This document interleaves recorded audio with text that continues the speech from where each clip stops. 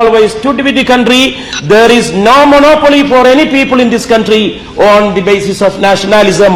Everybody in this country is patriot and everybody is nationalist. They adore the country. When there is a need for any sacrifice for the country, the minorities were always in the forefront in making the sacrifices for the welfare and the progress of the country. And sir, refusing to recognize their existence even now, that is a crime against the nation, in my very humble words. Sir, the Constitution protected their rights under Article 25th to 30.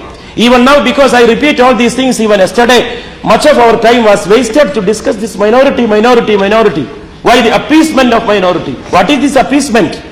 They are far below. They are far below the national average.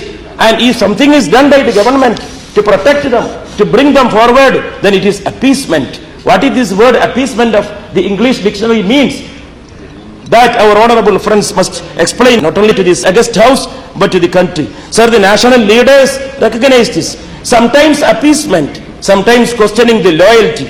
Sir, I am just reminded of here, formerly the minorities of the country were called Babar ke Aulad, the sons of Babar. Now they have changed the stand.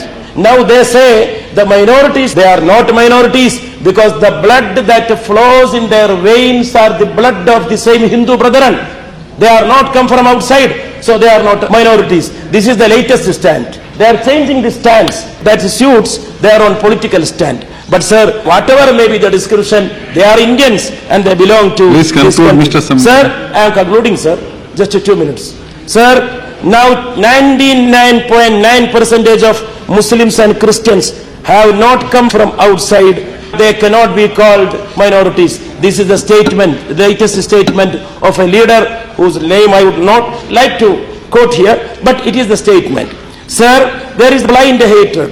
The Muslims, Christians and the other minorities are 100% Indians and they will remain Indians, whatever may be the oppositions. There are some sections in our country who are double minorities. For example, sir, Kashmiri Muslims, they are ethnical minorities and religion minorities. There are the Christians in the northeast.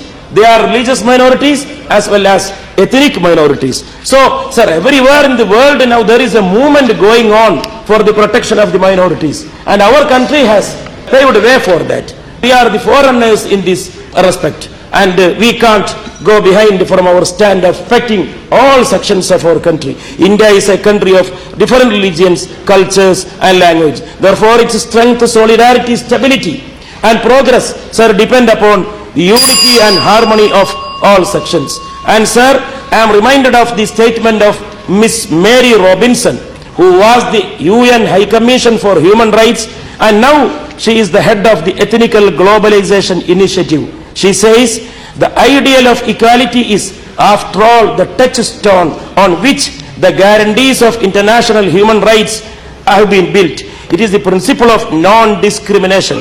Ultimately, we are all striving to ensure inclusiveness and an end forever to exclusion and all forms of discrimination. I think the government's move is in the right direction to avoid discrimination and to ensure inclusion. For that, this kind of steps are very much essential. Even sir, Ramakrishna Mission have petitioned the Calcutta High Court that they should be declared as a religious minority.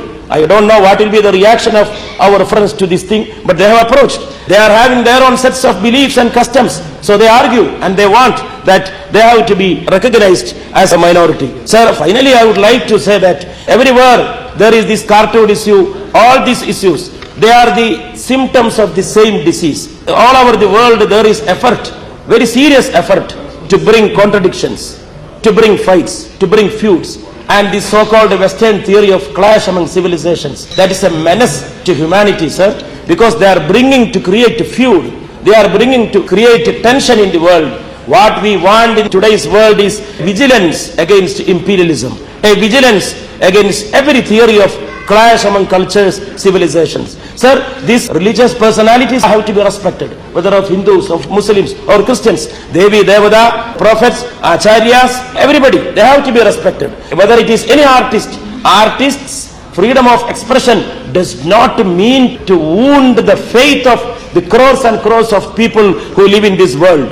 They should not have given such a freedom. That will create tension. Please come. Sir, Plato in his Republic, he said, in my country, in my state, that is in my conception, there will not be any relevance for so-called artists who destroy the discipline of the country. I congratulate once again the government and the Honorable Prime Minister for all the concrete steps for the protection of the welfare of the minorities, and I support this motion. With sir. a couplet of Iqbal.